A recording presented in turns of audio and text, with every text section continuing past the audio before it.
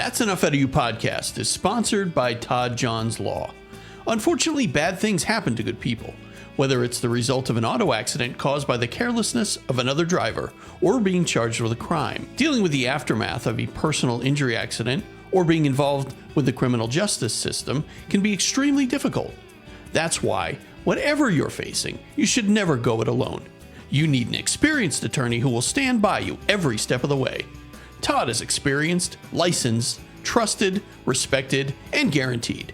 No one will work harder or more diligently on your behalf, and he will personally handle your case from beginning to end. Located on Drinker Street in Dunmore, Pennsylvania, Todd has been representing the legal rights of Scranton and Wilkes-Barre personal injury victims and those accused of a crime for over 20 years.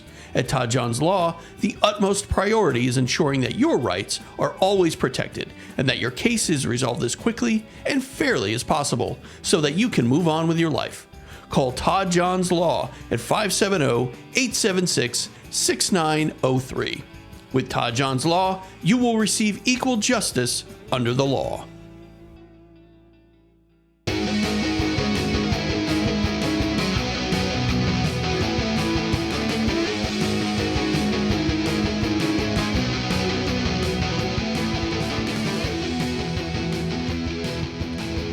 Hey there, and welcome to That's Enough Out of You. I am your podcast host, Bill Rader. And joining me is my co-host, Sean Kane. Sean, what's going on today? Billy Raids, how you doing, buddy? Just another lousy weather day in Northeast Pennsylvania here. Yeah, well, you know what they say. If you don't like the weather here, just wait 5 minutes. It'll change. yeah, that's true, buddy. You're not wrong. Yeah, sometimes it gets worse, Billy. I know. Yeah, we've had. I think we're getting into that time, Sean, where we're gonna have like all 4 seasons in one day. Yeah, because I seen like midweek, I think it's supposed to hit 70. Right. So we'll have 70, and then at night it'll go down to like 30, and we'll get snow showers. So we'll get the gamut of weather.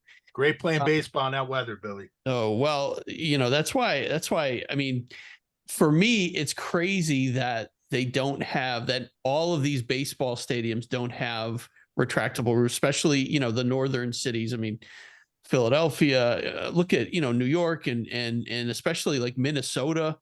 I mean, could you imagine if the Twins ever made it to the World Series and they're playing in late October, early November? It could be 5 feet of snow. Yeah, crazy. It's true, buddy. All right. So, hey, Sean, I wanted to remind our listeners, because we haven't done this in a long time. And for those of you who catch our show on YouTube, and there's quite a few, we get the majority of our views, of our listens or whatever, come from YouTube. We have quite a bit more views and listens on YouTube than we do subscribers, which to me doesn't make any sense. If you're listening to the show on YouTube, all you got to do is hit that subscribe button. That is the best way to make sure that you get our show as soon as it comes out. And it also helps us out, Sean. Yeah, and it doesn't cost the listener a penny. But it helps us out. Right. So just hit that subscribe button. If you are listening on your phone right now or your computer or whatever, listening to us on YouTube, just hit that subscribe. It's so easy to do. And like I said, it helps out the show. And then also want to make mention of our bookstore. We have a number of books. If you have been enjoying the authors, the guests that we've had on, all of these authors, Monica Wiesack and Rick Otto, our guest today, Don McGovern, all of these fantastic authors that we have on, we have their books for sale in our bookstore. So go to our website. There's a link there to our bookstore. And you can just click on that and find any of those books that we're promoting here. And there's a lot of other great books on there. So we just ask that you buy your books from our bookstore. It doesn't cost you anything extra. It actually helps us out a little bit. We get a little piece of it. So, and then also, Billy, it helps local bookstores too, because that's where some of the money goes too. Yeah, absolutely. Just, to tell our listeners on our website, if you go to our website, you could get links for anything there. All my social media is on there. The blog is on there with the articles we write, the episodes for the podcast are on there. the bookstore, the merchandise store. I mean, just scroll through the homepage and you see all the different links there you could get into, and there's a lot of good stuff on there. So I just urge everybody to check out the website. Yep, absolutely. All right, Sean, we've got, as I mentioned, great author, the author of the book Murder Orthodoxies, a non-conspiracist view of Marilyn Monroe's death. And we've had him on a couple times before. He's one of our most listened to and requested guests to have back on. And I'm talking about Don McGovern. Don, how are you doing today? Great. How are you guys doing? Oh, we're doing pretty good. Fantastic. Thanks for coming on, Don. I appreciate you having me back. It's always fun to come on your program. That's great. Thank you, Don. Yeah. So before we get into tonight, because we're going to talk about with Don, we're going to talk about Mark Shaw, the author, if you want to call him an author, and the book that he has out, Collateral Damage. But before we get into that, Billy, I just want to go over a little overview of it, because I'm familiar with Shaw, but I did I did a deep dive getting ready for this podcast episode. And I'll tell you, I can't believe, like, he might be one of the worst, if not the worst, that I've come across as far as these, disinformation characters, because, I mean, he contradicts himself. Like, for instance, in the book we're going to talk about tonight, Collateral Damage, he blames, the Marilyn Monroe's death and the reporter Dorothy Kilgallen's death on the Kennedys and Sam Giancana, the gangster from Chicago. But then in his other book, Denial of Justice, he says that Carlos Marcello, the mafia boss in New Orleans, was the mastermind behind it. And he also implicates J. Edgar Hoover and Frank Sinatra. But then in his third book, he has Poison Patriarch. He blames old man Kennedy for everything. He was behind everything. And then in another book he has, the fourth book, The Reporter Who Knew Too Much, he again blames Carlos Marcello. So the guy's all over the place in these theories. And the thing is, he's a lawyer by trade. You would think a lawyer, even if he's not a good one, you'd think he would understand that all this stuff he's saying, none of this stuff would be allowed in the court of law. I mean, it's just all hearsay. It's from sources that are totally unreliable. We're going to get into that. But the thing is with this mob stuff, go ahead, Billy. Were you going to say something? Yeah, I was just going to say, it sounds like, I think I saw his books in the fiction section, right? Is that? Well, it should be in the comic section, to be honest. All right. Okay.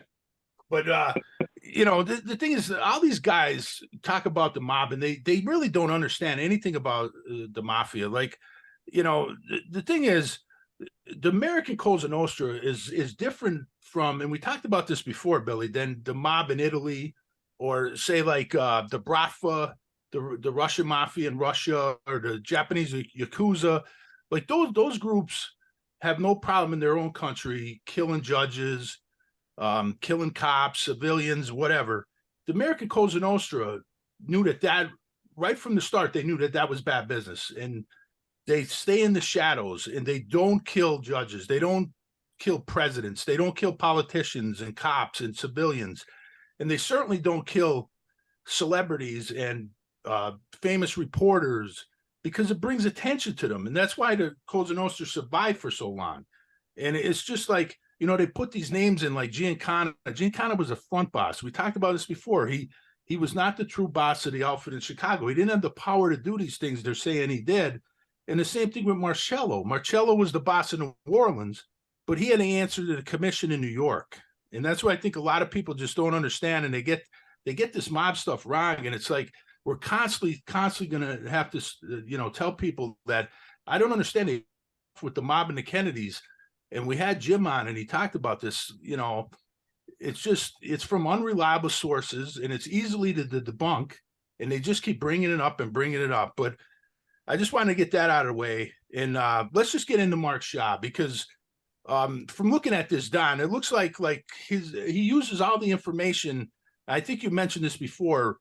I think he only used like a 3-year span. Is that correct? Like up to 1965, he didn't use like any of all the information that's been released, the classified documents and all this. Is that correct, Don? Yeah, one of his points of pride that he mentions is that he didn't use any information post 1965. In fact, he pushes Edwin P. Hoyt's biography of Marilyn, which was published in 1965. And that's what I find to be one of the most remarkable things about Shaw, is that he has basically ignored all the research and all the writings, for 60 years, basically, that has uncovered a lot of things about Marilyn, a lot of things about her relationships.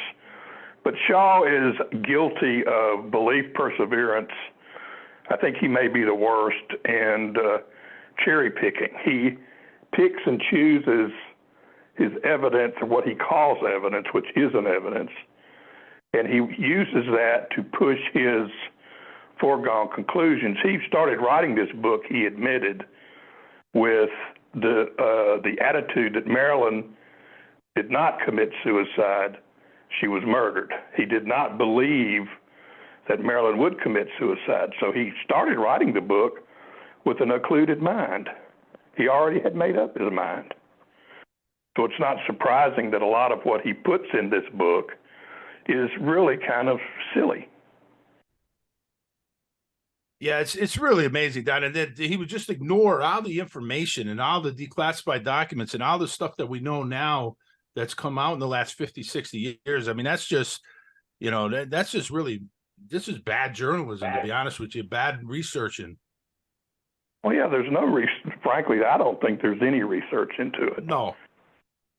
There's he brags about his research and how many years he has spent researching Marilyn's death and her life, and yet what he writes about her, particularly in this book, is absolutely ridiculous. It's truly ridiculous, and he believes men like Johnny Russo. Which right there discredits him, completely discredits him. He believes Johnny Russo, he believes Frank Capel, he believes Jack Clemens, and various others, and he borrows from their work all the time, and none of it makes any sense at all. It's so easy to disprove. Well, Don, before we get into those, because I want to go through those sources and knock them out, but before we get into that, let's start with Dorothy Kilgallen. So in the book Collateral Damage, let's just go over, for the listeners who may be not familiar with that name, who Dorothy Kilgallen was, and talk about Shaw, how he kind of fabricates the relationship between Dorothy Kilgallen and Marilyn Monroe. Sure. Well, Dorothy was a star in the 40s. She started writing her Voice of Broadway column in 1938 for the New York Journal American, and it was eventually syndicated in 146 newspapers. It was also a radio program broadcast during World War II. In 1945, she and her husband, Richard Kalmar, appeared on a local radio program, Breakfast with Dorothy and Dick. And for 15 years, she was a panelist on What's My Line. In fact, she was with the program until beginning in 1950, until her death in 65. So she was already a very well-known celebrity early in her life, early in her career. Talk about what Shaw does with the relationship between Dorothy Kilgallen and Marilyn Monroe. Well, he tries to establish, or I guess he thought he needed to establish that they were close friends, that they were saw each other frequently. He even claimed that Marilyn attended Dorothy's parties, et cetera, and so forth. But there just isn't any evidence to support what he says. He does not offer any kind of real evidence to establish that they were even friends, much less close friends. He mentions a woman named Brenda DeJordan, who was the daughter of Kilgallen's butler, James Clement. she apparently testified to Shaw that her father, Clement, helped Marilyn one night to her car because Marilyn was intoxicated after one of Dorothy's parties. Now that's, in Shaw's opinion, that's cemented that the two women were great friends. But how does that particular testimony do that? I mean, I don't see how it can do that. I agree. So from your research, Don, you would say that they definitely knew each other. You would not classify them as friends. Well, they knew each other. I mean, Dorothy was a member of the media, and I think probably Marilyn felt obligated to associate with Dorothy in that regard. But the actual evidence, in my opinion, indicates that they were not friends, really. And she was kind of critical of Marilyn, right? She often criticized Marilyn. She often took pot shots at Marilyn.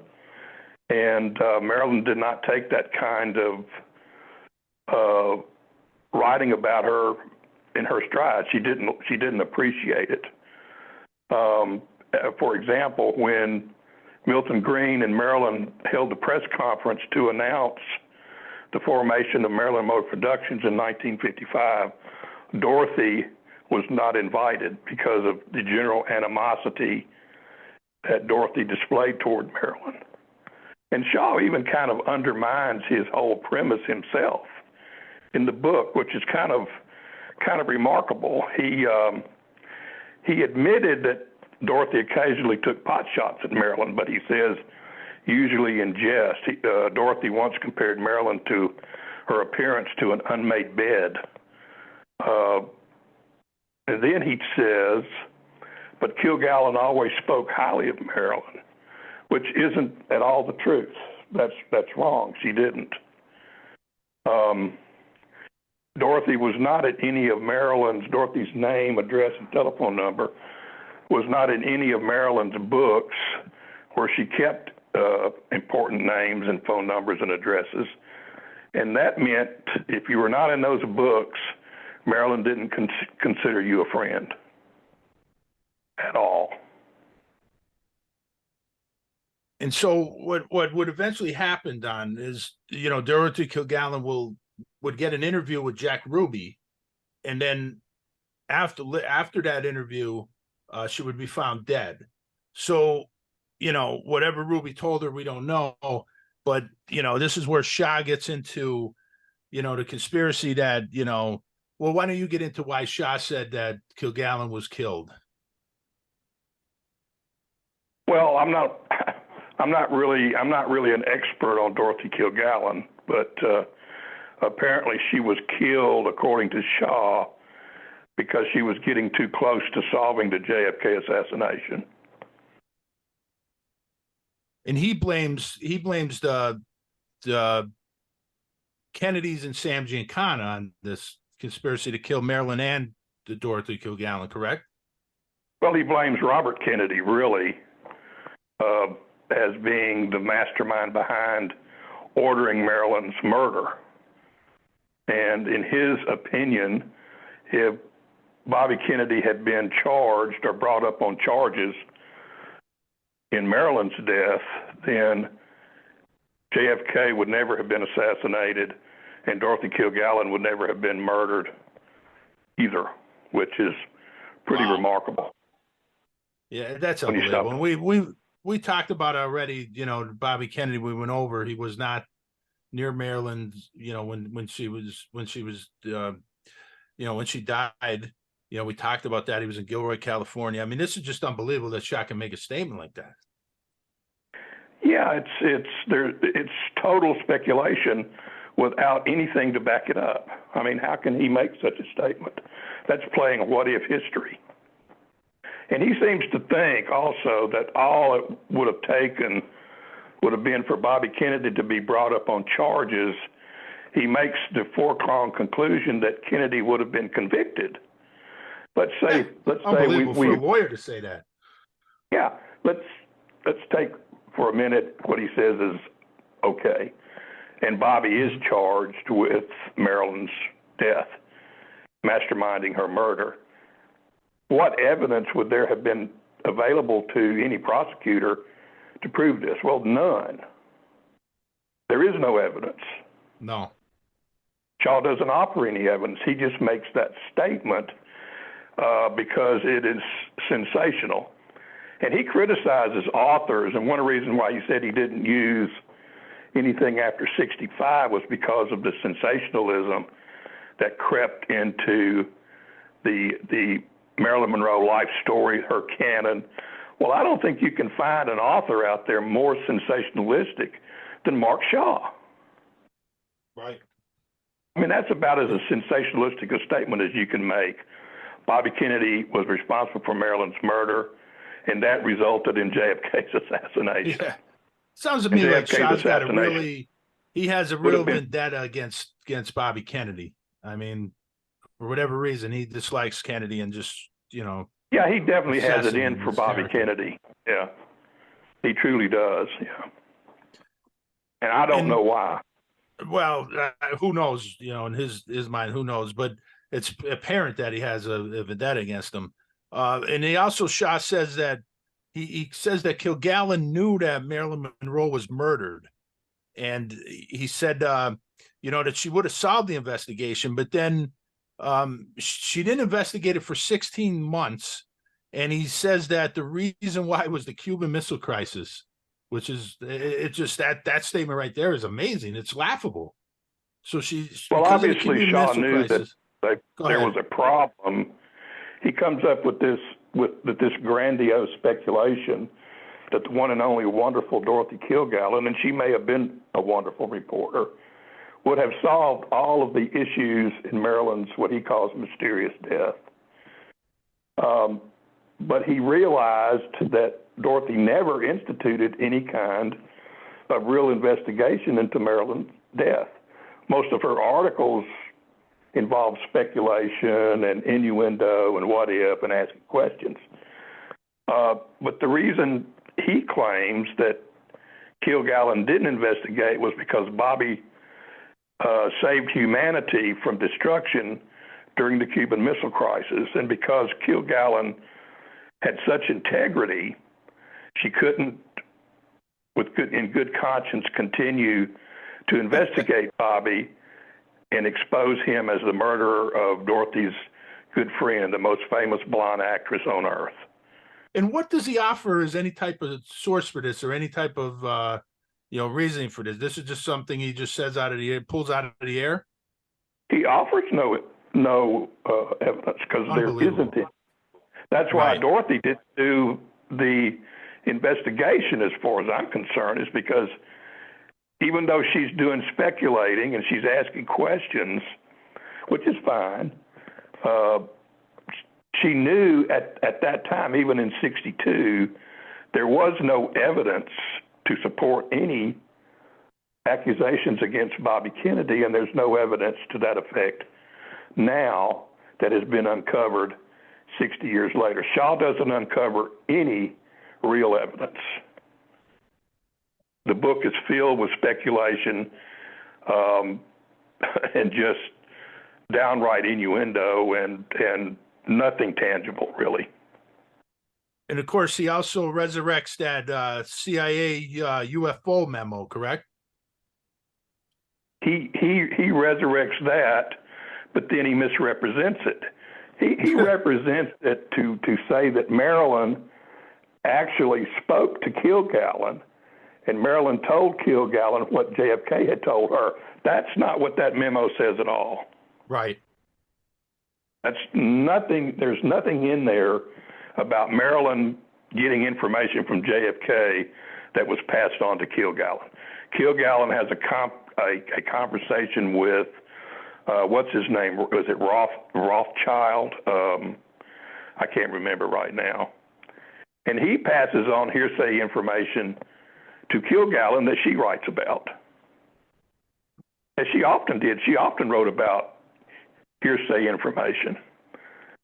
In fact, Dorothy, according to even Shaw, says that Dorothy was considered to be a sucker by various press agents and so forth because she often published stories with unsubstantiated stories and didn't do enough homework to confirm the story's validity before she put it in her gossip column. I mean, Voice of Broadway was essentially a gossip column. That's what it was. So Shaw even admits that often Dorothy wrote things that were unsubstantiated. And you said before, Don, he's constantly contradicting himself. Yeah, but then he says in the beginning that she was possibly the greatest journalist that ever lived. Yeah. Oh, boy. Yeah. Well, something about Kilgallen that I don't know if most people probably don't know this. She covered the Sam Shepard murder trial in 1954. Right, The Fugitive. Yes, The Fugitive was based on that. And evidently she knew that the presiding judge was prejudiced against Shepard. This judge believed that the doctor was guilty even before the grand jury indicted him, and he even said that the doctor was guilty as hell. But Kilgallen did not reveal that until 1964. At that time, F. Lee Bailey had come on board and had taken over Shepard's case and was preparing a request for a new trial. Kilgallen finally admitted this and gave a deposition that was used in the petition for a new trial, which he was granted the new trial.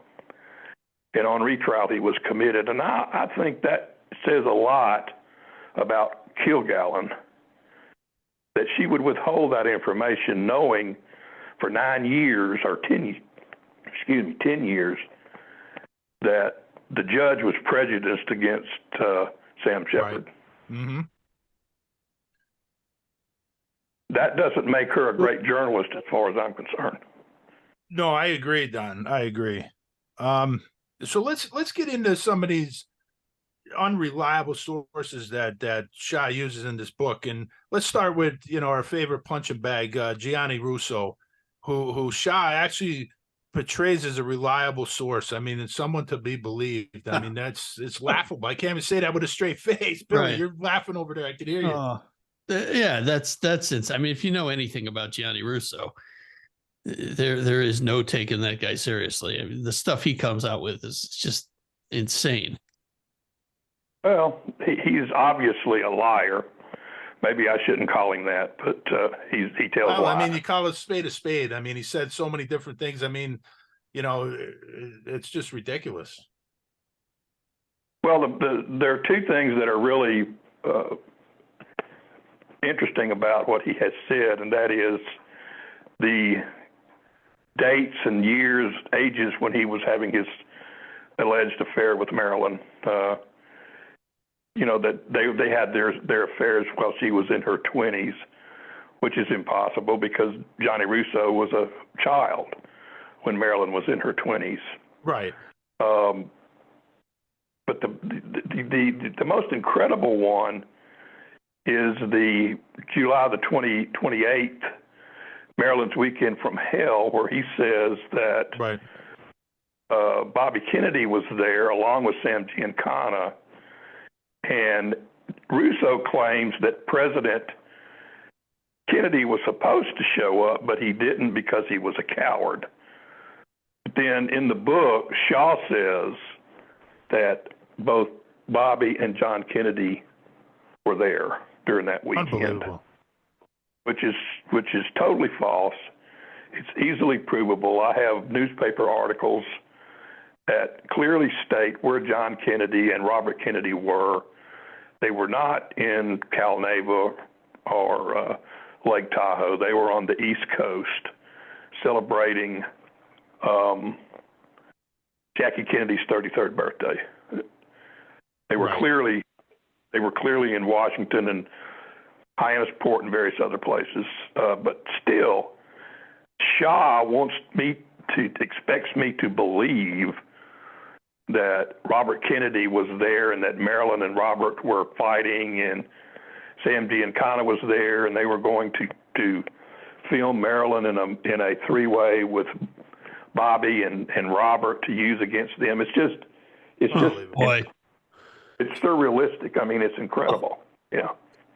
Yeah, I mean, to call him a liar, I mean, it is what it is. I mean, he's making stories up. I mean, it's easily provable. I mean, he was, he says he has this long affair with Marilyn Monroe, but he was only like 17 or 18 when she died. So he would have had to be like 12 or 13 when it started. I mean, nobody's going to believe that. Yeah, I mean, well, it's there's just, no way that it happened, and there's no way that he was in Lake Tahoe in 1962. right. When he even said in some newspaper articles that were published in '72 that he was working on Long Island in a pizza shop and a bricklayer. Unbelievable. But to hear him talk, he's in Lake Tahoe hanging around with mobsters and Marilyn Monroe, which is ridiculous. Yeah. And I'm just so sick of these guys. Like, they say these things Kennedy and then they're and used as a source. Go ahead, Don. Well, I was just going to say he's cavorting with Sam Giancana, Marilyn Monroe, John Kennedy, and Bobby Kennedy. When he's 18, I think he's 18 years old. So it's 62. He was born in 43. But in July of 62, he would have been 17, right? Right. Yeah. And Don, the thing is that anybody that thinks that John and Bobby Kennedy would be in the same room with Sam Giancana, did they ever see the clip of the McClellan committee where Bobby Kennedy is on the stand? He has just Sam Giancana on the stand, and he's calling him, giggling like a little girl, and he's calling him out. A little girl, Giancana, you know that made Giancana mad. Oh, angry. yeah. I mean, to think that they'd be palling around, I mean, it's just so ridiculous. And these guys that I call jackals, they just make this stuff up. It's frustrating. Well, that's what makes it even more incredible that Mark Shaw says John Bates Sr. represented Sam Giancana in the McClellan hearings, and probably Bates Sr. did not exactly tell the truth about where Bobby Kennedy was on August 4th in 1962, which is a preposterous thing for Shaw to say. There's not one shred of evidence to support it. In fact, I contacted John Bates Jr., His son, right?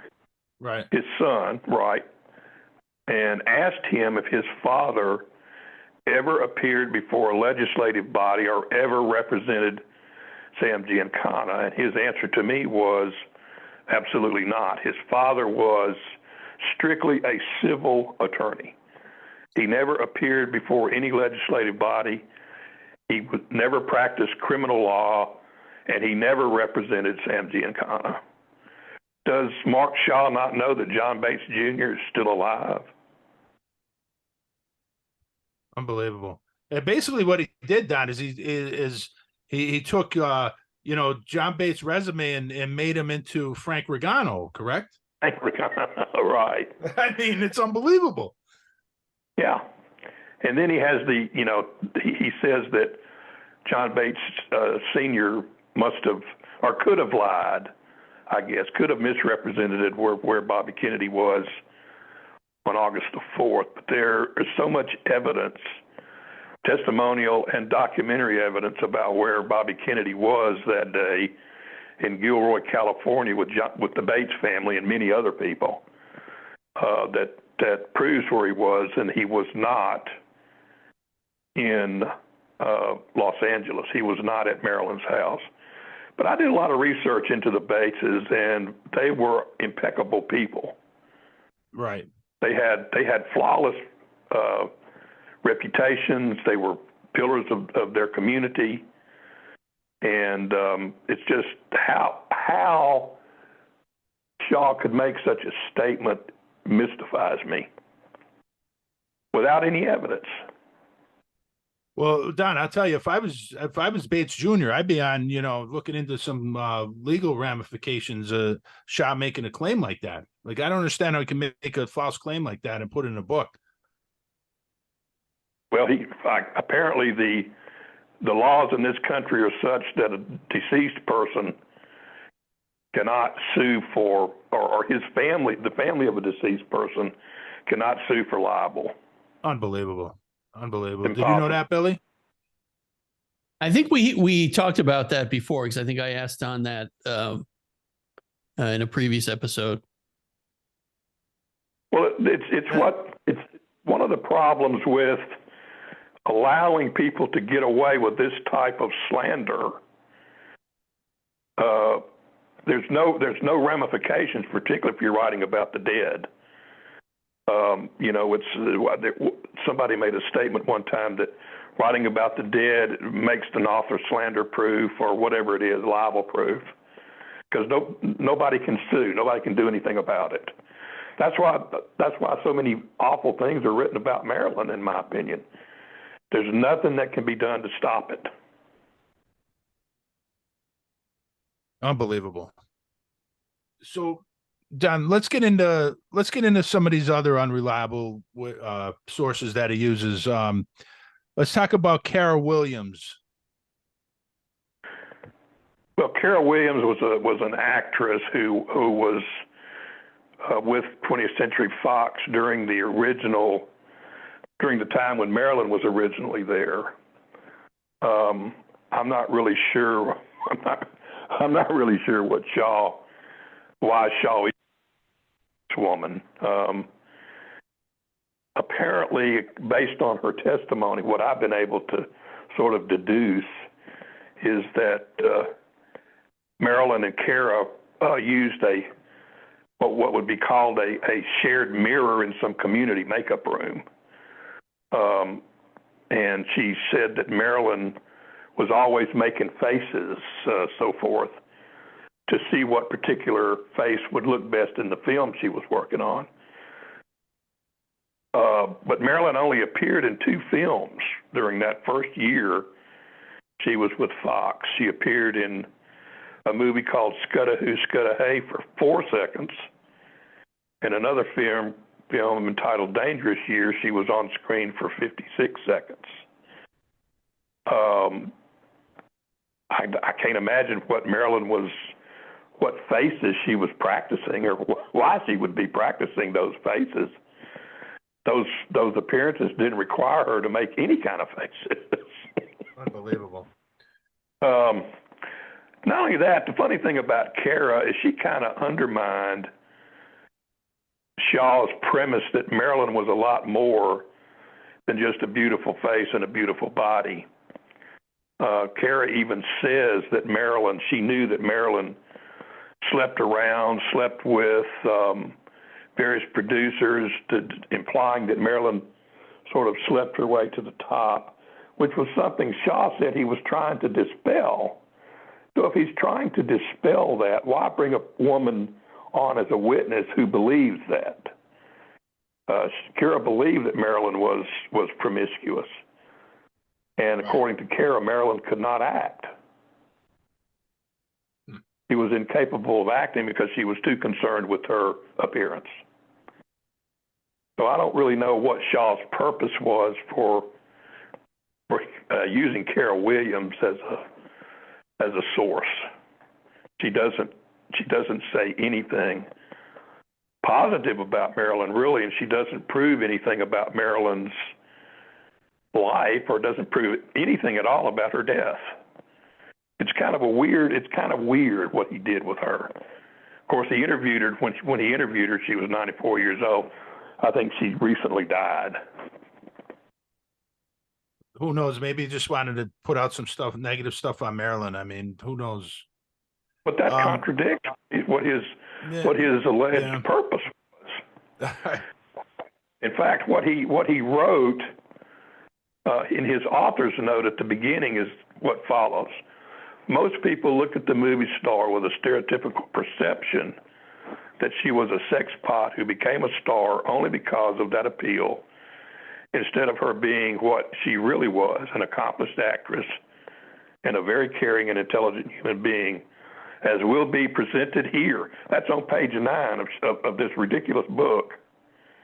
And then he brings on a woman like Kara Williams to totally contradict that.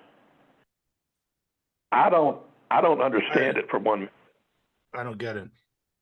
I don't either. let's Kara talk said about she knew that Marilyn slept around with this executive and that. Shaw quotes her on page 29 of saying that. It means, of course, that Marilyn fornicated her way to the top. Right. But Kara doesn't explain, and Shaw doesn't explain, how she knew that Marilyn was doing a lot of bed hopping. It doesn't explain. A lot of things that Shaw doesn't explain about what he writes. Sure. It's ridiculous, really. Well, I guess Don, I'm coming down too hard on the. I'm coming down too hard on the man. No, I think this is perfect. I mean, let's call a spade here, Don. Let's talk about the most ridiculous source is this mysterious Frank Neal, who seems to have different occupations. I mean, it's just, does this guy exist, or did Shaw just make him up and use him when he needs him? I mean, let's talk about Frank Neal. I think he existed, but Shaw claimed in his Texas Allen speech that he and only he had uncovered a security log which proved that Bobby Kennedy landed in Los Angeles at 20th Century Fox on August the 4th. And he has the text of this security log, which reads, as far as I'm concerned, reads kind of funny. But Frank Neal appears in this security log as being a witness to Bobby Kennedy's helicopter landing at Fox. That's how Neal gets into this. But I did a lot of checking. I wrote an amendment to my article about collateral damage dealing with Frank Neal, and Shaw says he and he alone found this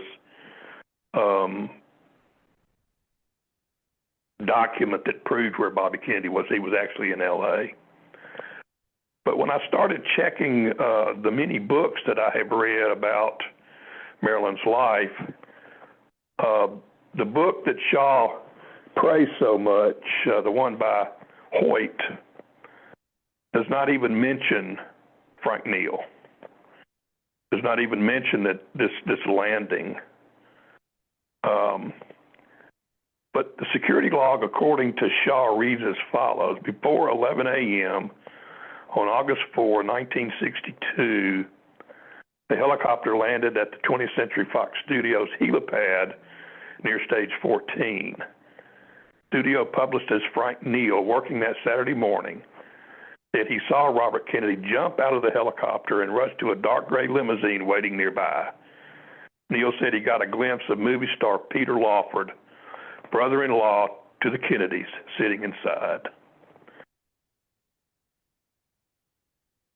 According to my research, or what I've found in these many, many books that I have, is that first appeared basically in that form in 1985 in Summers' Goddess. That was the first time this was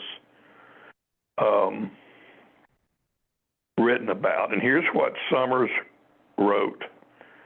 2 fragmentary reports, one from a police source, one from a former member of the 20th Century Fox staff, Frank Neal, as Kennedy arrived in the city by helicopter, putting down near the studio stage 18 in an open space then used by helicopters serving the area, the Beverly Hilton.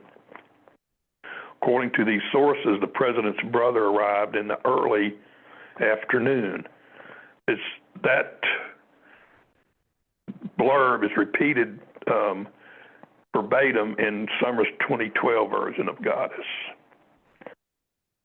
So it seems to me, just reading what Summers reported and what Shaw said what was the actual log, they're very similar. Wow. Okay? Mm-hmm. 1991, James Spada wrote a book about Peter Lawford, the man who kept the secrets.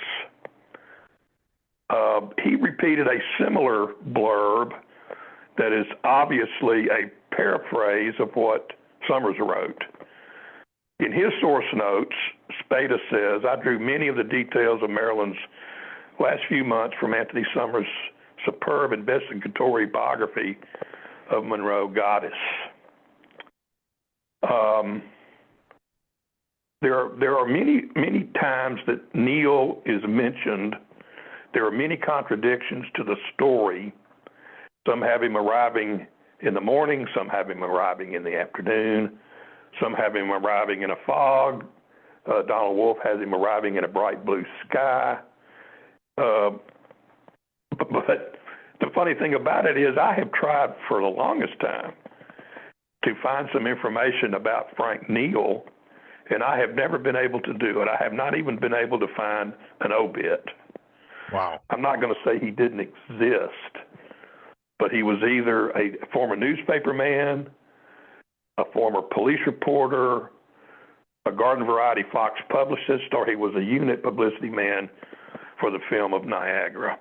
Now, one strike against him, as far as I'm concerned, is that he appears to be a friend, or Robert Slatzer claimed Neil was a friend, and actually got him press pass to get on the sets of Niagara, which began his his claim that he was married to Marilyn. They had a 16-year relationship. Yes. But I have not been able to find anything out about Frank Neal at all. Unbelievable. So, Don, let's talk about another one. Let's talk about Frank Capel, who we mentioned before. You know, he was a FBI asset used by Hoover really to discredit anybody that he felt was a communist. And of course, he had a lot of disinformation trying to discredit the Kennedys. But talk about what Capel did, Don, with that. I forget his name, the Republican senator who was aligning with Bobby Kennedy on civil rights, and Capel discredited him. Could you go into that story? Yeah, Capel, Jack Clemens, and two other fellas conspired to defame or slander Senator Thomas Kuechel, who was a liberal Republican, shall we say, right. Who was an ally of Bobby Kennedy's in trying to get JFK's legislation. I think it was the Equal Rights Amendment, or I forget now, but it was they were working together to get that passed into law. And Capel basically conspired to slander Kuechel. They accused him of being drunk and engaging in a homosexual act in an automobile. They signed affidavits to this effect. And as it turned out, none of it was true. Capel was, I think, given 3 years. They pled guilty. Capel, Clemens, a former policeman, and then a guy who worked for a razor blade company whose name I can't recall. They all pled guilty to this to reduce charges, basically. But that resulted in Jack Clemens being forced to retire from the LAPD. But Capel was just not an honest person. No, he was a very dishonest person, and yet Shaw promotes him as being basically a paragon of honesty, the kind of guy who always searched for the facts. But there's so much wrong with Capel's pamphlet, The Strange Death of Marilyn Monroe, that absolutely goes after Bobby Kennedy as it's a political hit piece. He makes accusations in there that I have totally disproven. Right. And that is just another example of the type of sources that Shaw employed in this preposterous book. Unbelievable. Don, let's get on to the next part, which I think is the worst of the book. Is just amazing. And Billy, you're not going to believe some of this stuff. But let's get to the photographic evidence, because what Shaw does here is really dishonest and deceptive, and all the tricks he uses here. But let's start with the picture, the famous picture now of, John and Bobby Kennedy standing by Marilyn Monroe, and talk about how he takes that picture and he uses a cropped version, and what he does with that at this party. Like most conspiracists do, which basically crops out all of the other people around them, right, standing there. Here's what he says. Here's the most incredible part of it, okay? Within moments, now this is Shaw writing this, within moments, JFK, by all credible accounts, asked Marilyn to step into the shadows where RFK stood, and the three of them spoke for more than 10 minutes. Let that sink in. Unbelievable. Who offered the credible accounts? Right. All credible, he doesn't say. Who offered the incredible accounts that Shaw dismissed, perhaps? He doesn't say. And how does he know they spoke for more than 10 minutes? But if you look at the actual photograph, it reveals a much sinister-looking encounter between the three. There are a lot of people surrounding. Arthur Schlesinger's there. Right. Marilyn's date for the evening, Isidore Miller, her former father-in-law, I shouldn't say date, her escort, is in the photograph. And that party, that after party at the Krim's penthouse was so crowded. People were everywhere. Right. But Shaw wants you to think that Marilyn and Bobby and JFK were in the shadows discussing something sinister that obviously got Marilyn killed. Sure, discussing UFOs and Castro and the mafia, and it's unbelievable. I'm looking at both versions of the picture. So the version where you can see all the people, I mean, that just looks like they're at a party, they're talking at a party. The version that where it's cropped. So if they were alone talking about something, sinister or what have you, why are they letting a camera, someone with a camera, take their picture? Why are they allowing photographs to be made of them?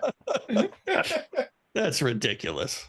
I mean, come on. Well, it's pathetic, really. It really is pathetic. And but John Kennedy spoke with a lot of different people. So did Bobby. Marilyn was surrounded by people. Stephen Smith even had his arm around Marilyn in one photograph. It's amazing how these things are blown totally out of proportion. And of course, allegedly, Shaw even says that the Secret Service escorted Marilyn and JFK to the Carlisle Hotel for a little, And where's the evidence for that? Where's the evidence for that? There is no evidence. In fact, there's evidence contrary. Mm-hmm. But she took Isidore Miller. They left together, and it was the wee hours of the morning when they left. She took him back to his Brooklyn apartment or house, wherever he lived, let him off, even asked him to come back to the West Coast with her, but he refused to do it. She went to her apartment where she was met by James Haspeel at the curb. She was carrying her shoes. Then she went upstairs where Ralph Roberts gave her a massage until she fell asleep. There was no encounter at the Carlisle Hotel after the Krim's after party. Even Randy Torborelli has admitted he has researched for years trying to find some evidence of this encounter, and he has never been able to find any. But that doesn't matter to men like Shaw. Doesn't matter. As long as he can make this sensationalistic claim to put Marilyn's life in jeopardy because she was going to spill the beans, that's all that matters to him. And that's all that matters to most people, which is really shameful. True. That's unfortunate, but but it's true, and it's just so deceptive what he did with that photograph. It's unbelievable. Then to just put this in the book with no source and no evidence to back it up, this claim. I mean, it's just unbelievable. But Don, the next thing he does with and this is just so bad, with the really innocent note that's sent from Gene Kennedy, asked by Rose Kennedy to send to Maryland, and Shaw only prints one page of the note. He prints page that's about two in his book. As I think as a writer can get. Yeah, it's he only printed explain one. that, Don. Well, the note was written to Maryland by Gene Kennedy Smith. There apparently was well, I know there was, or not apparently, there was a dinner party. Right. February of 1962 that was attended by Maryland, and it was attended by Bobby Kennedy with Ethel, and John Seigenthaler was there. A lot of people were there. And during the course of that party, as you know, the senior Joe had a bad stroke in 61. Right. And was still rather incapacitated by the stroke. And Bobby called his father and told him, "You'll never guess who's standing here." And she said, "Marilyn Monroe." And she put Marilyn on the phone. Excuse me. And they spoke briefly. And then Marilyn sent a note to the older Kennedy. And in response to that note, Gene Smith wrote a thank you note to Marilyn. And here's what it says. "Mother asked me to write and thank you for your sweet note to Daddy. He really enjoyed it, and you were very cute to send it." Page 1. Page 2. "Understand that you and Bobby are the new item. We all think you should come with him when he comes back east. Thanks again. Thanks for the note. Love, Gene Smith." Well, Shaw doesn't print the first page. Right. He prints Rose the asked second. his daughter to send it. Her daughter. He prints the second page where it says, "Understand that you and Bobby are the new item." Every conspiracist writer that has ever written about Marilyn Monroe uses this note as evidence that Marilyn and Bobby were having an affair. But what was going on, apparently as the party began winding down, and before Bobby called his father, they were dancing to twist records. And Marilyn and Bobby created quite a scene when she was trying to teach RFK how to do the twist. She even commented in a letter to her former stepson, Bobby Miller, that JFK was actually a pretty good dancer. He was very funny. It was a very innocent party. Okay. Right. It Everybody was just a dancing. dinner party. Yeah, there was dancing and laughter and et cetera and so forth. Seigenthaler said he danced with Janet Leigh, and many people danced with many people. And the reference to "understand that you and Bobby are the new item" is a tongue-in-cheek reference to the scene they caused trying to dance the twist. Right. It's very innocent, and yet Shaw wants to use that note. Here's what he wrote.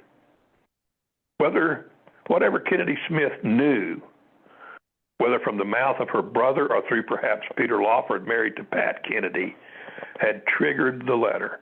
Well, that is a completely false statement. Marilyn's thank you note, or Marilyn's note to Joe Sr. triggered the thank you note. That's all it was to it.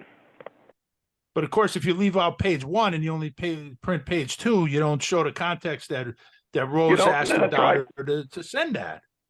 Yeah, Shaw does that a lot in this book. He does not provide the correct context at all for any of this, really. It's really sad and pathetic, in my opinion. Yeah, I mean, it's really bad. I mean, and it's amazing, this stuff. And the sad thing is, Don, is I went through videos of Shaw speaking at different places, and it's got like on YouTube, and there's like 1 million views. And I'm thinking, my God, 1 million people are listening to this garbage, this complete hearsay with no source, nothing to back up these claims, and this dishonesty that he's doing with these photographs is really, really, it's just disgusting, to be honest with you.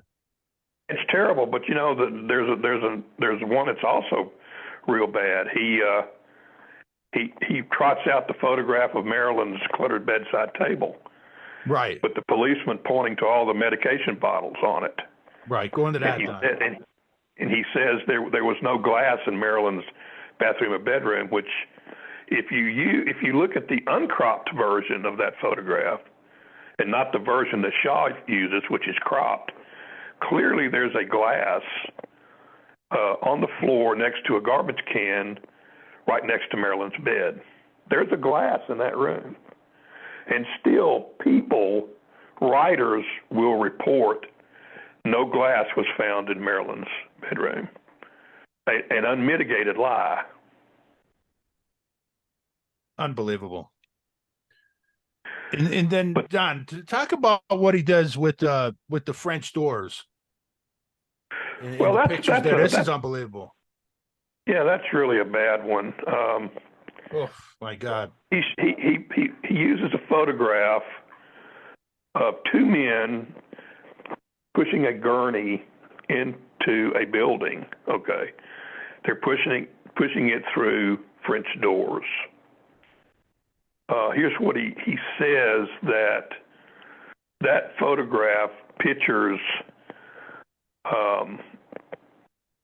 depicts two men, perhaps from the mortuary, wheeling Marilyn's covered body not out of, for whatever reason, but into her home on the day she died. Okay, that is Guy and Don Hockett, who are with the cemetery where Marilyn would ultimately be entombed.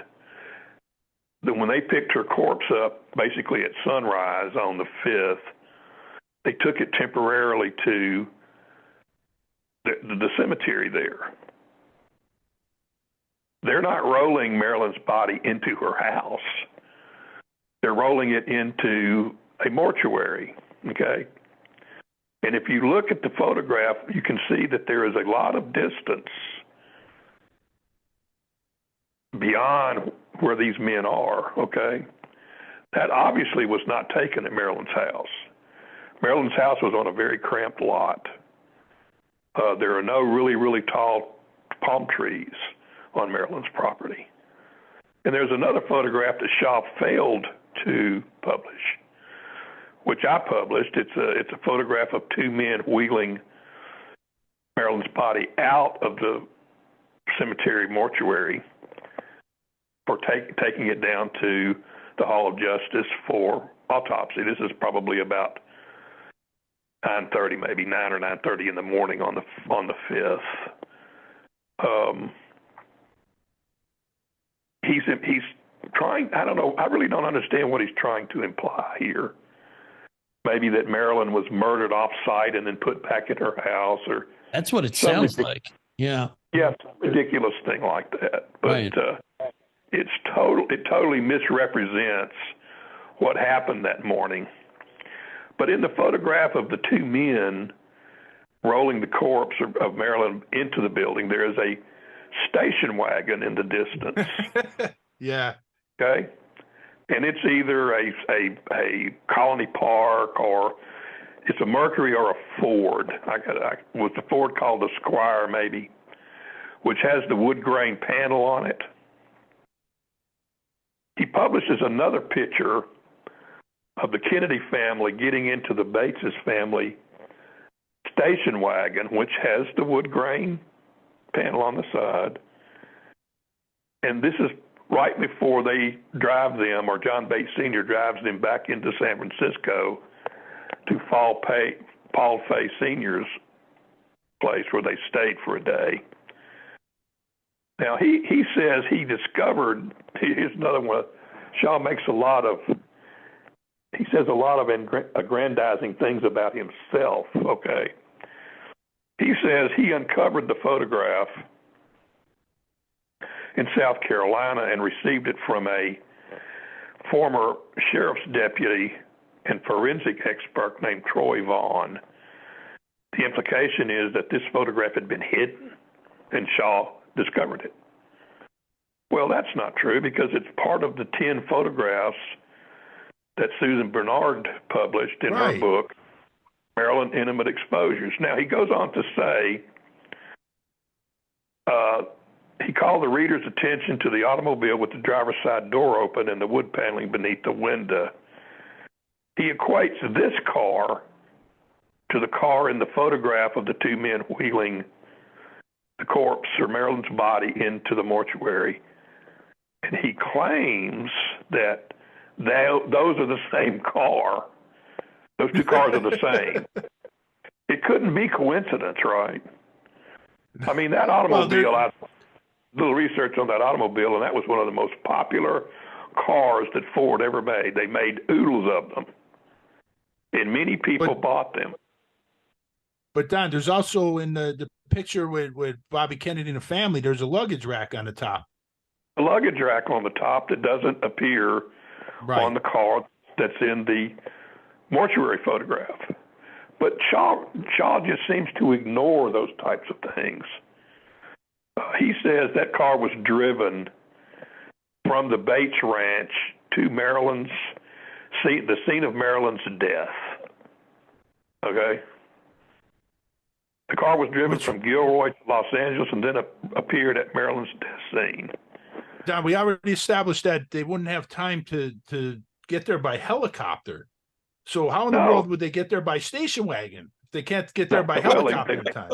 I mean, that's a fast station wagon. Right. They couldn't. In fact, we know that the Kennedys were in San Francisco with Paul Fay.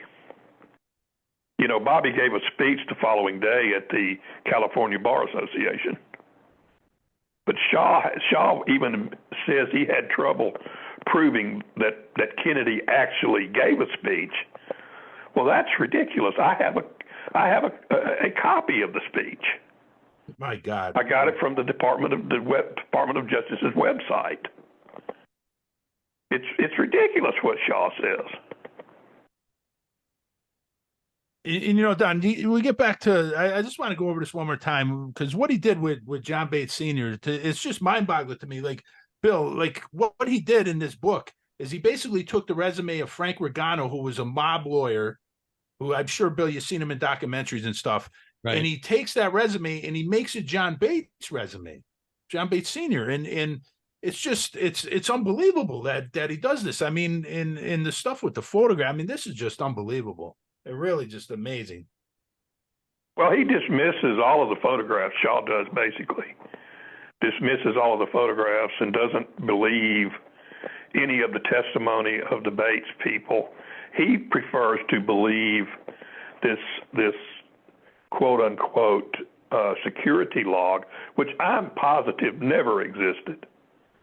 Shaw has never that security log has never been published ever. It's like the helicopter log that William Woodfield allegedly found after Marilyn's death has never been published. Maybe it's with Marilyn's diary, Don. Yeah, well, of course, the same thing. Invented by Slatzer. But if Frank Neal, if there was a security log that Frank Neal was a part of or part of creating, why did he not report that to Anthony Summers? You know, Anthony Summers does not mention a security log at all. Right. And I find it kind of difficult to believe that a document created in 1962 would have survived 60 years.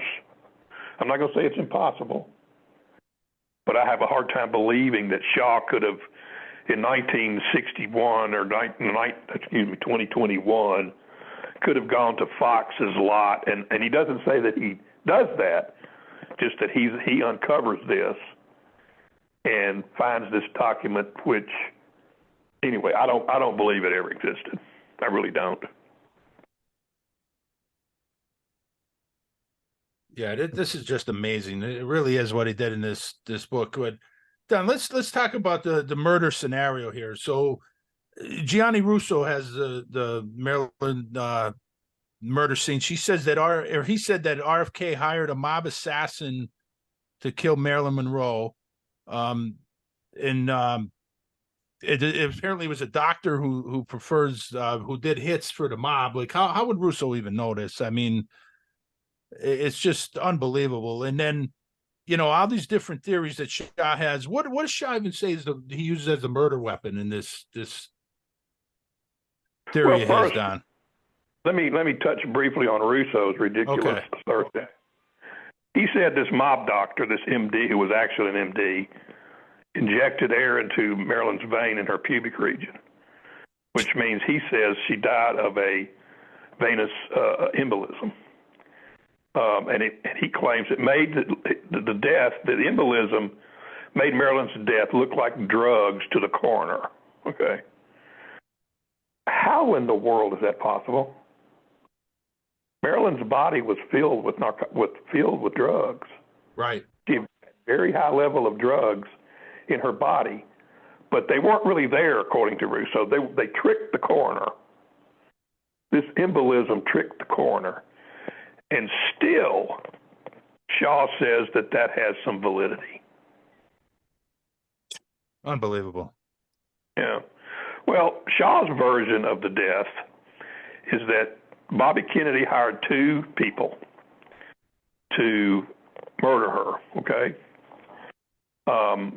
He says sometime around midnight, Marilyn heard knocks on her door. She went to answer the door, and two men basically assaulted her, covered her face with chloroform on a rag. They dragged her into her bedroom and stripped her naked. Then they put her face down on the carpet, newly installed wool white carpet, by the way. And they take a bulb syringe of some sort. That's exactly how he describes it. Bulb syringe of some sort, dips it into a mixture of water and drugs, and they stick it in Marilyn's rectum, and that's how they killed her. But there's all kinds of problems with that. According to my research, it's almost impossible to kill somebody by infusing their rectum with something. Not totally impossible, but virtually impossible. Right. You have to infuse their colon, and you have to. The only murder case I ever found where someone was killed with an enema or a similar thing, which a bulb syringe is kind of strange, but a woman infused her husband's colon with about 2 liters of alcohol, which killed him. So it's the bulb syringes that I found were very small. They contained a very small amount. They could contain a very small amount of liquid. So it's highly doubtful that 2 men with a bulb syringe could have murdered Marilyn. Right. But the whole scenario of drugging her or rendering her unconscious with a chloroform cloth, that's basically an invention of Hollywood. It's very difficult to keep someone knocked out with chloroform. Chloroform evaporates quickly, according to my research. You almost have to constantly keep a wet cloth over a person's mouth and nose to keep them knocked out. But Shaw says basically they stunned her with this chloroform. But Marilyn would have regained consciousness pretty quickly if they just put a cloth over her mouth. So it's quite unlikely or impossible. I'm going to say it's impossible considering the amount of drugs in Marilyn's blood and the amount of drugs in her liver that she was killed in such a way. Right. If she died quickly, there wouldn't have been enough time for the drugs to build up in her liver. Right. Exactly. And it's just an impossible scenario. But interesting enough, Shaw even admits that there are problems with his scenario. Here's what he wrote. Of course, as with any theory like this based on circumstantial evidence, after so many years have passed, questions will be raised with answers, unfortunately, somewhat speculative in nature. It's all speculation. Shaw's whole murder scenario is speculation. It's basically a disclaimer, Don, right? I mean, he's basically just saying everything I've written here is, could very well likely be bullshit. Well, of course, but then he claims in his book and during his talk in Allen, Texas, that there are no speculations and none of his opinions in the book. I find that to be the most remarkable thing. Yeah. Oh, that's insane. Yeah. Yeah, it's really a terrible book. It really is. I just Don, when I lost connection there, I just wanted to say that when you were talking about these murder scenario scenes, they totally leave out the housekeeper Eunice Murray that was sleeping on the couch. They just leave her out of the story, and all these people trampling through these doctors and mob guys, and it's just according amazing. According to Shaw, Eunice wasn't there, even though we know she was.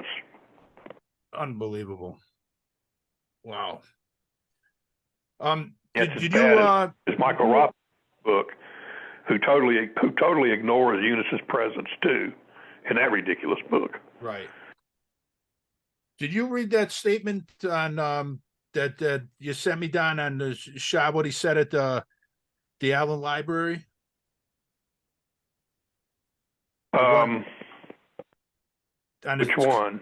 You sent me the one on Shaw's conclusion. What it's based on his research. I have it here. Want me to read it? Go ahead, you read it. Yeah. Okay, so it said, this is from Mark Shaw at the Allen Library in Allen, Texas. He said, if Robert Kennedy had been prosecuted for complicity in Marilyn Monroe's murder in 1962, based on compelling evidence at the time, he would have been rendered powerless, and there would have been no JFK assassination in 1963, since those who killed the president to make Bobby powerless would have no motive to do so. And further, Dorothy Kilgallen would not have been murdered in 1965, since there would have been no JFK assassination to investigate, since her getting too close to the truth was why she was silenced, changing the course of history. So then you have here the bottom line: in the murders of Marilyn Monroe, JFK, Dorothy Kilgallen were collateral damage based on abuse of power by RFK in 1961 and 62. And regarding Marilyn's death, just as Bobby Kennedy did not shoot his brother, the president, but JFK died because of RFK's abuse of power, Robert Kennedy may not have actually been an accomplice to the actual physical means by which Marilyn died, but by soliciting those who performed the deadly act, he was nevertheless responsible. Wow. Pretty amazing, isn't it? It's unbelievable. I mean, this guy, like I said before, one of the worst that I come across as far as, honest journalism. It's just not there. I mean, this is just, and there's so many bad ones. To say that this is the worst, I mean, it's wow. It's that's all you could say. I mean, well, that's probably the worst case of what if history I've ever run across. Oh my God. What if. I mean, it's just, so there's nothing to. Go ahead. Well, there's just nothing to support it. That's the bottom line. There's nothing out there to support such a conclusion. Nothing. Yeah. Right.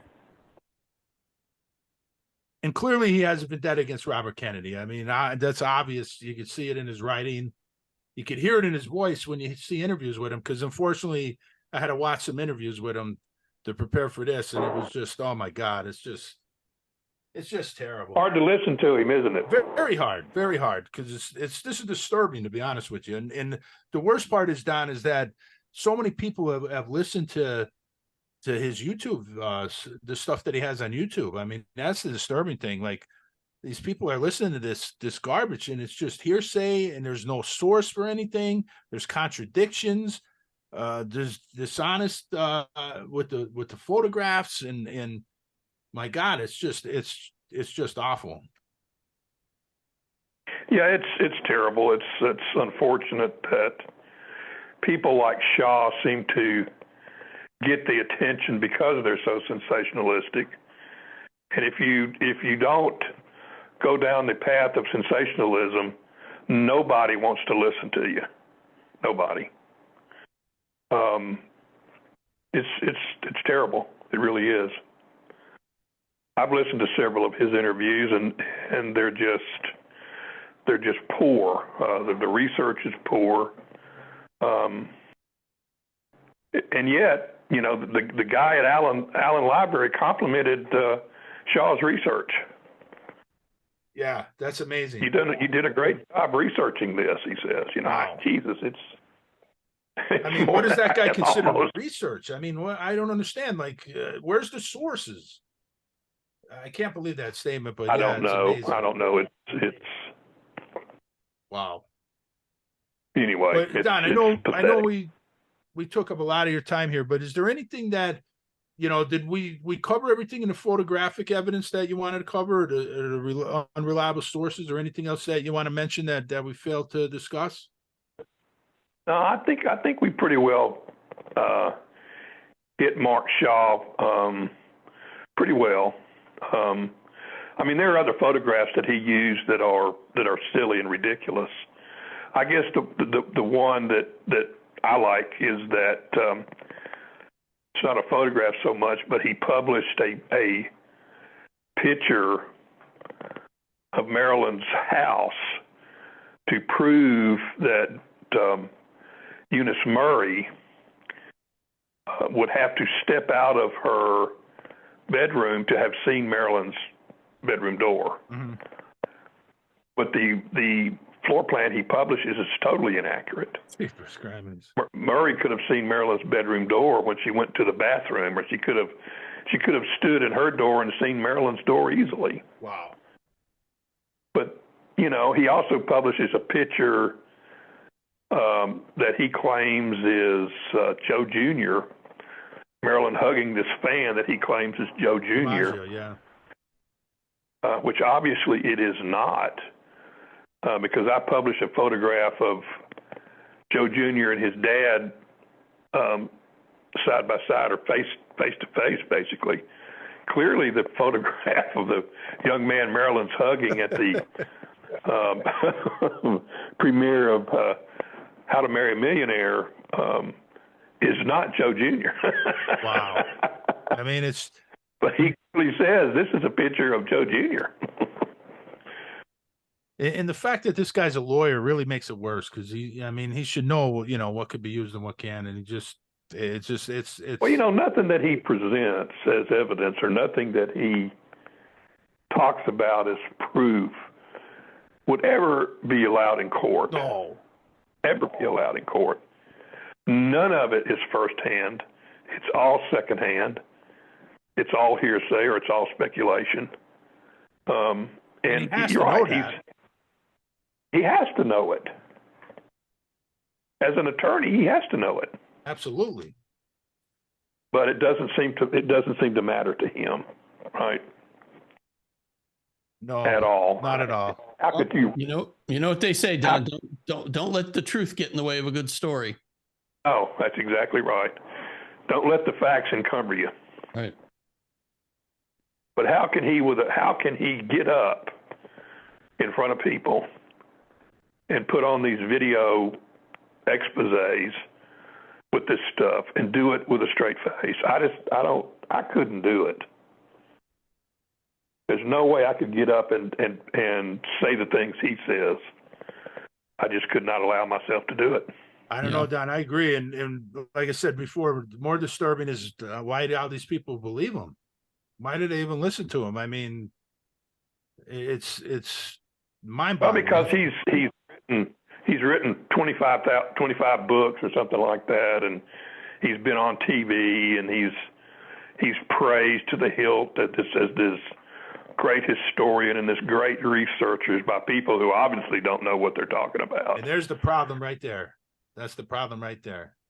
Yep. You know, that the media allows this to happen, and they let a guy like this and present him. And we've seen this over and over with guys like Posner and Bugliosi and guys like that are presented as honorable and factual, and it's just hearsay and dishonest research, to be honest. If you even want to call it research, you can't even call it research.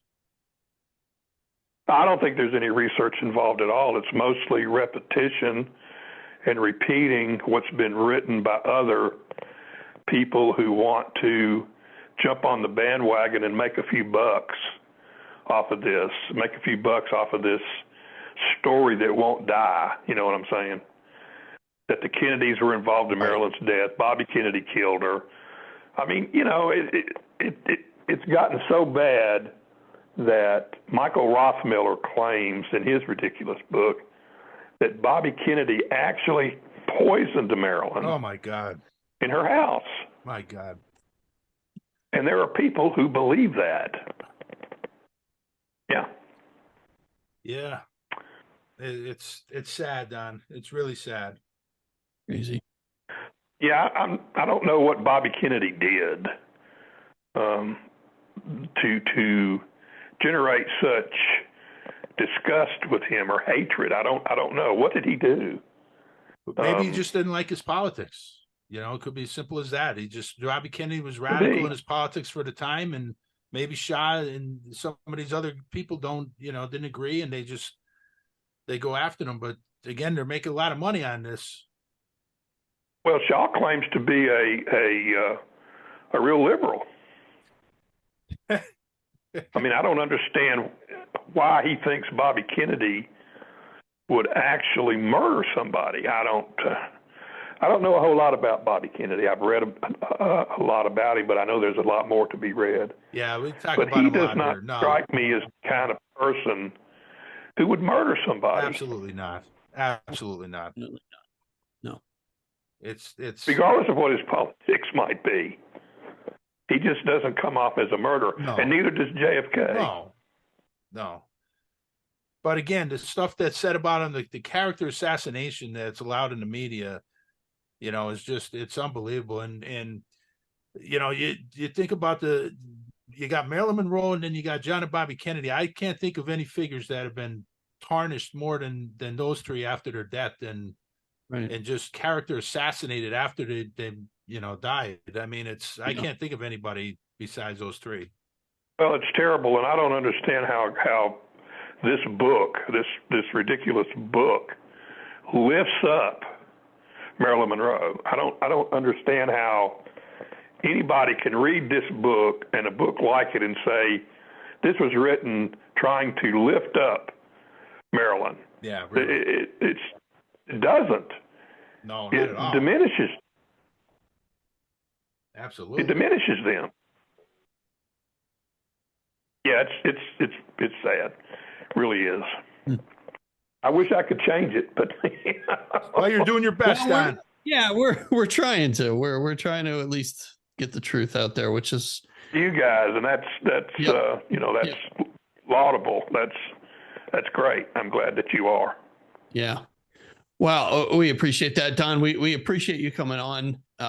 And you know, you've been, as I said, you've been one of our most popular guests that we've had. So I'm certain that we will be calling you again to come back on at some point. So thank you so much. Thank you, Don. This was fantastic. For taking the time. Yeah, absolutely great. Thank you all for having me. I enjoyed it. I hope I wasn't too hard on old Mark. Well, I think you nailed it perfectly. Yeah, exactly. You know, apparently I did a podcast with Nina Bosky and Gary Vitaco Robles and April Chambers, where we talked a great deal about Shaw, and not quite as rough as we were today, which I think today needed to happen. But anyway, I agree. Apparently Nina got an email from some of Shaw's people complaining about how we discredited his research. Well, That's enough out of you at that's enough out of you show at gmail.com if they want to email us. So we'll take it. Well, I don't. How can anybody not discredit what is obviously wrong, Right. and duplicitous? It's just remarkable. Yep. We got the truth on our side, Don. That's all I know. Absolutely.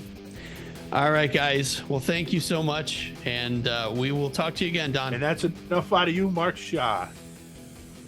Have a great evening. Thank you, Don. You too. Take care. Bye-bye. Bye.